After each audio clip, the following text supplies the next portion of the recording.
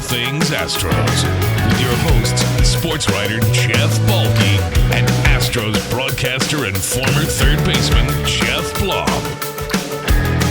Now, here's Balke and Blummer. What's up, H-Town? Welcome to a somber episode 25 of the Believe in Astros podcast on a hangover Wednesday. I am Jeff Balke. Joining me, as always, my partner, Jeff Blum. You can find us on Spotify, Apple, Stitcher, YouTube as well. Be sure to like and subscribe to keep up with us. We're at Believe in Astros on Twitter. I'm at Jeff Balke. Blummer is at Blummer27. Feel free to send us your complaints, your comments, your anguish. It was a tough night in Philly last night after a rain delay on Monday. Game got pushed back, and then all hell broke loose very shortly into Game 3, and the Astros didn't recover. Blummer, were you apoplectic last night, or were you subdued in your, given the fact that it all happened so early?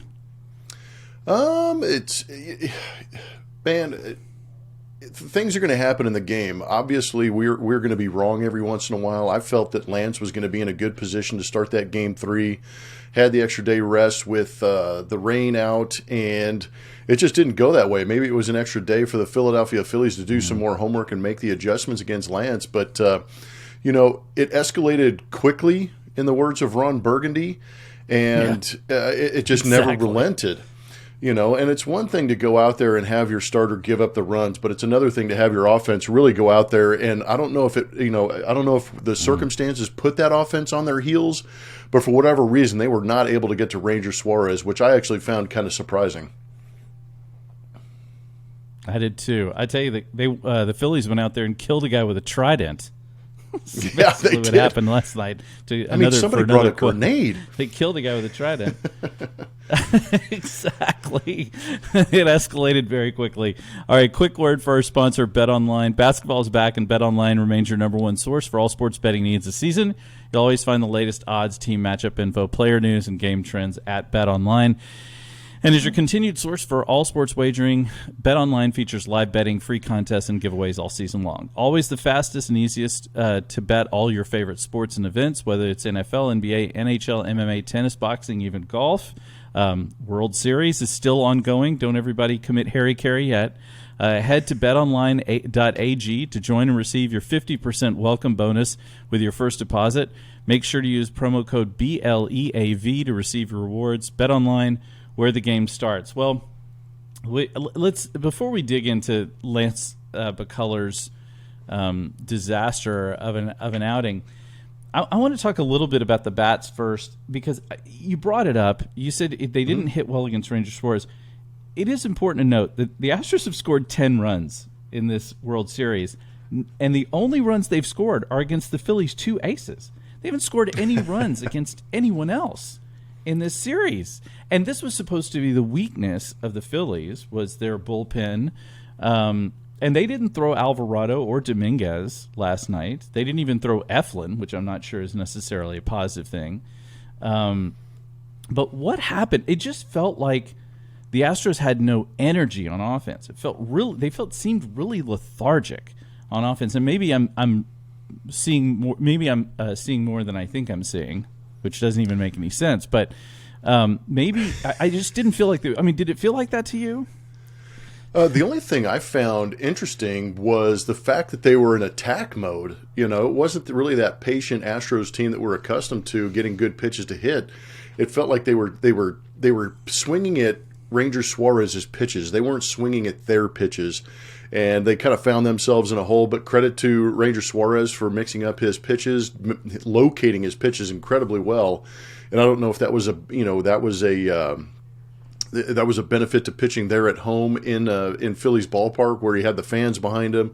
He was on a mound that he was comfortable in, because if you remember at the end of the season when the Astros lit him up, it was in Minute Maid Park. I don't know if that had anything to do with it, but it just felt, it was a combination of swinging it at the pitcher's pitches and then getting behind early, and maybe that crowd kind of suppressing any excitement there was going to be in that Astros lineup, because it felt like their idea was, if we can take that crowd out of the game early, we've got an opportunity to go out there and win this game. But when they didn't do it and saw what happened to Lance, I feel like they got kind of put on their heels, and maybe that adds to that lethargic sensation that you felt at home watching the game.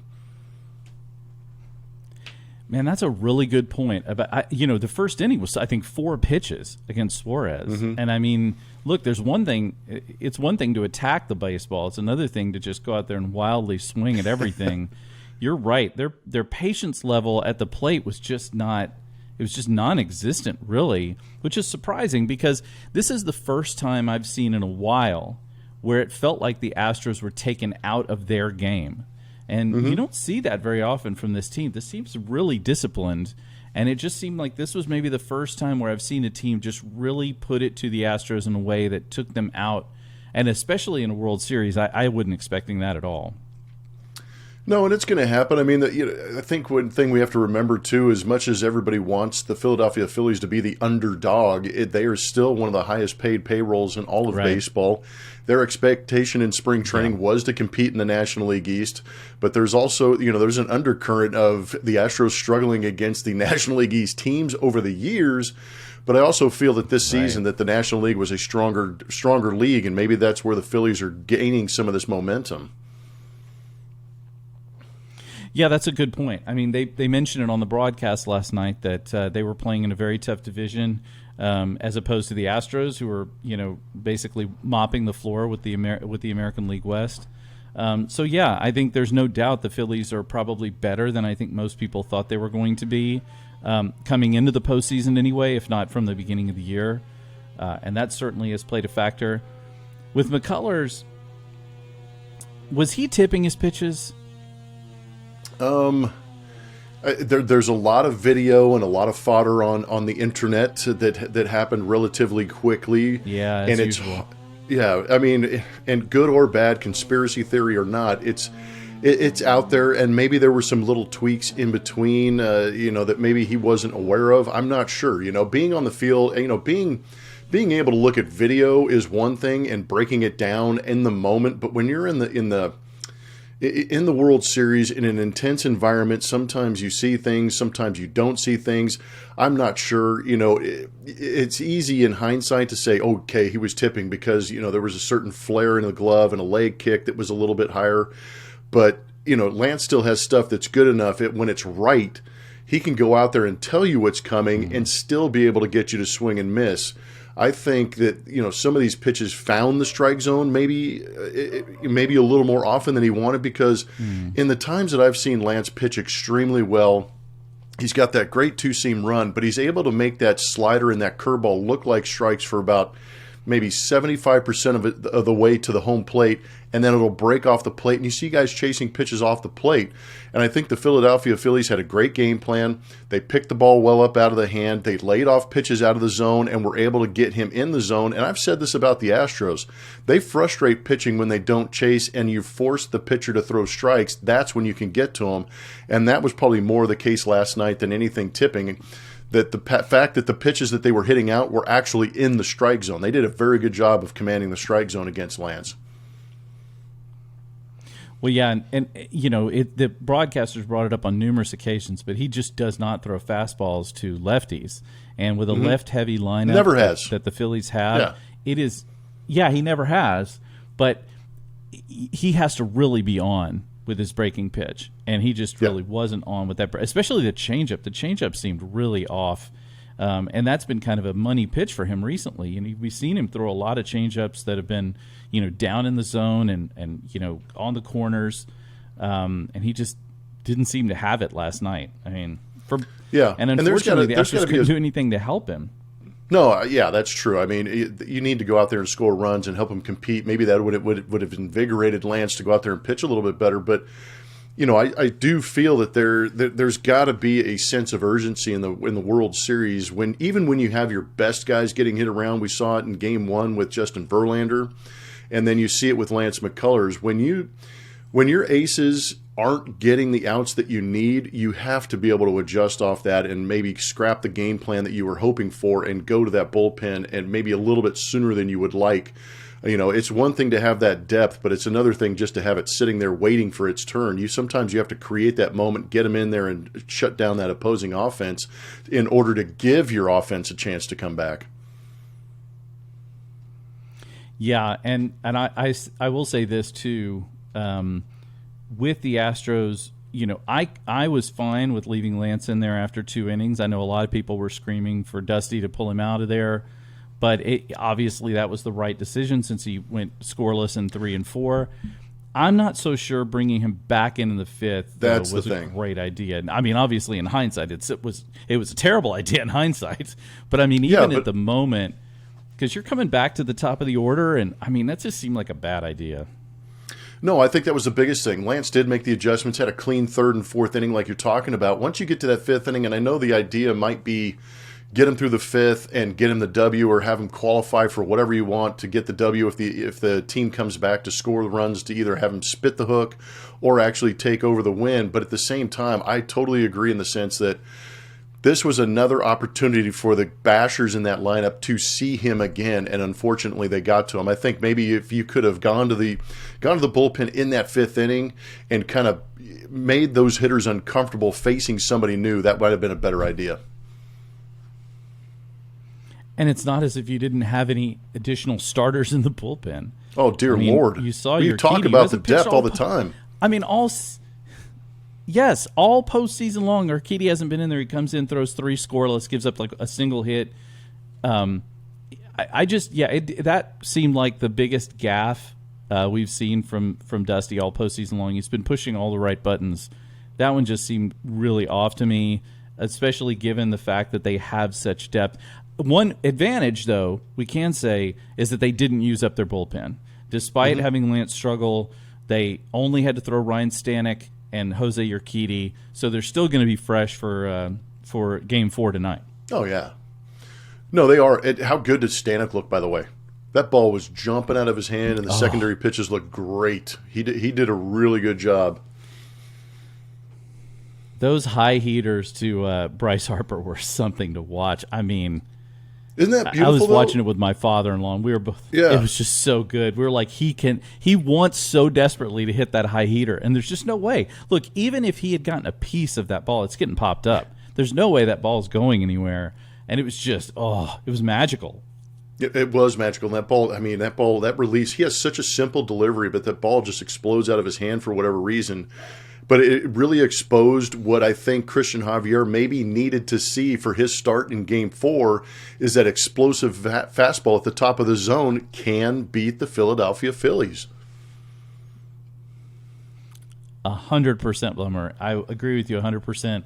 Speaking of Javier, it's Game 4 tonight. Javier versus Nola. But let's just mention it for now. Look, whether we like him or not, the Phillies fans are great. I mean, that's a great atmosphere for them. That is definitely an assist for them. They are nuts in mostly the best ways. I'm hoping if they do win the World Series, God forbid, that they don't have to grease up the light poles in downtown again like they did when the Eagles won the Super Bowl. Or have like the guy that out there that like ran out and ate the horse turd after the in the middle of the street after the police horse had pooped on the street just on a dare. I mean, they're insane people. They really, really are. But tonight we've got Javier. Is it wrong of me to feel like I trust him more than I do some of the other Astros pitchers? No, I mean, it's so hard. There's track records, there's history, there's predictions, there's emotion. I mean, there's so much going into these games. But then you have a guy like Christian Javier, but they call him El Reptil. And the reason they do is because it really feels like nothing phases him. It could be the hottest part of the year in the roughest part of the neighborhood, and he just kind of rolls in straight-faced and goes, yeah, I'm going to do my best to give you guys an opportunity to win. And I think that's what kind of endears himself to us, is that he does have that calm demeanor about him, and I hope that he maintains that going into Game 4. And I think he knows that his fastball plays. even though we don't get a lot of emotion out of him, I think he does a very good job of preparing and understands situations, and that also what helps him stay calm in those situations. So I'm very, man, yeah, you're right in the sense that I want to say that I'm very confident, but the Phillies can swing the bats. But if he's able to execute the fastball in the top portion of the zone, it's going to increase his opportunity to go out there and have a good game. So he's got to be pinpoint, he's got to be good, and that fastball has to be racing out of his hand with that high spin rate to get some swings and misses and the pop-ups that you talked about earlier. Yeah, I'm going to be real interested to watch how he comes out of the gate tonight. Like you said, he has such a calm demeanor. I don't think that anything's really going to impact him that way. To me, however, I do think the Astros have the ability to kind of quiet the crowd. As they mentioned numerous times on the broadcast last night, neither of these teams has lost 2 games in a row in quite some time. I personally don't expect it to happen tonight.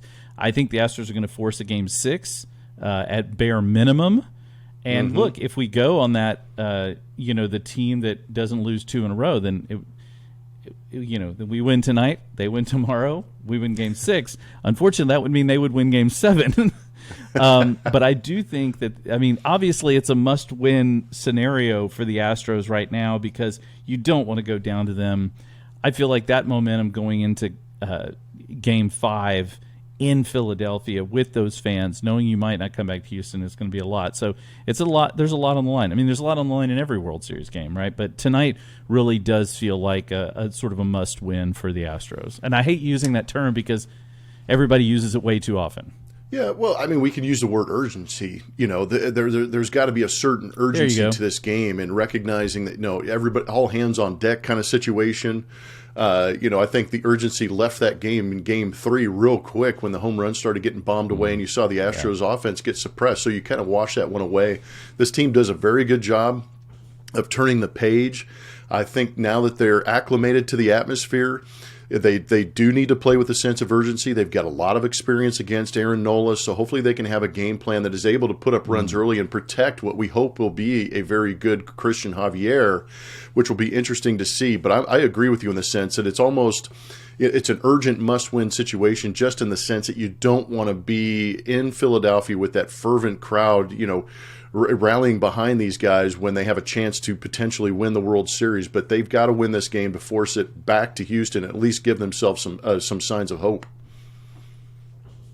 Yeah, and I will say this: I know we all hate seeing the Phillies hit home runs, but there was an incredible call. I'll post it on the Twitter feed from a French broadcasting team when Kyle Schwarber hit that 444-foot bomb to deep center field, and the guy's just yelling, "Meno, Meno, Meno, Messi!" And I was like, it's one of the great home run calls you will ever hear. And it's fantastic, even if it was against the Astros. Blummer, any final thoughts about Game 4 tonight? Just erase Game 3 from your memory bank. I think that's what most ball players do, and the good ones are able to turn that page quick and make those adjustments. They've got to be able to do it quick. Christian Javier's got to be on his A game, but when he is on his A game, we need that offense to step up. We need some of these guys like Yordan Alvarez. We need Jeremy Pena to get back to be JP3 that we saw throughout the course of the season, this postseason. And let's get Jose Altuve going again. There's nothing left but to go out there and play that game. And these guys have that switch. Hopefully they flip it tonight. I couldn't agree with you more, Blummer. Thanks so much for joining us, everybody. We'll be back tomorrow to discuss post-mortem, whatever happens tonight. Hopefully all good things. Obviously, give us a follow, drop us a comment or a note, and obviously check out our sponsor, Bet Online. For better or worse, we will be sitting back in these chairs again, talking about the Astros, whether it's still World Series or not. So so definitely subscribe so you can keep up with us all during the World Series as well as in the postseason, because it's coming whether we want it to come or not.